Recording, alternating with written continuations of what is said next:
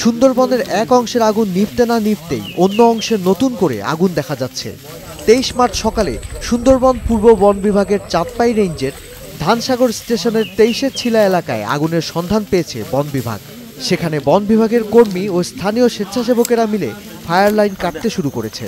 বাতাসের কারণে আগুন অল্প সময়ে বেশি ছড়াচ্ছে বলে জানিয়েছেন স্থানীয় বাসিন্দারা। এর আগে রাতভর চেষ্টায় সুন্দরবনের চাঁদপাই রেঞ্জের ধানসাগর স্টেশনের কলমতেজি টহল ফাঁড়ির টেপারবিল এলাকার আগুন নিয়ন্ত্রণে আনে বন বিভাগ। সকালে বনকর্মী ও স্থানীয় স্বেচ্ছাসেবকদের সাথে আগুন নেভানোর কাজে যোগ দিয়েছিলেন ফায়ার সার্ভিসের কর্মীরাও। আগুন পুরোপুরি নিয়ন্ত্রণে আসে দুপুরের আগেই।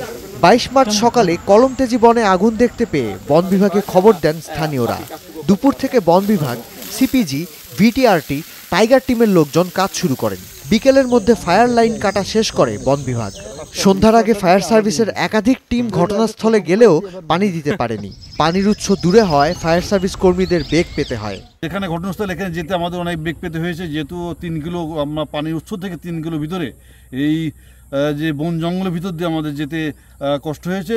আমরা চেষ্টা করেছি যত সময় সেখানে পৌঁছানো। আসলে তো আপনারা জানেন যে এটা আসলে খুব একটা বন্ধুর পথ এবং এখানে যাওয়া অনেক কষ্টসাধ্য। তবু আমার টিম অনেক কষ্ট করে গেছে যে যে যে যে এইটুকু যেতে কষ্ট করে যেটুকু সময় লাগছে এটুকু।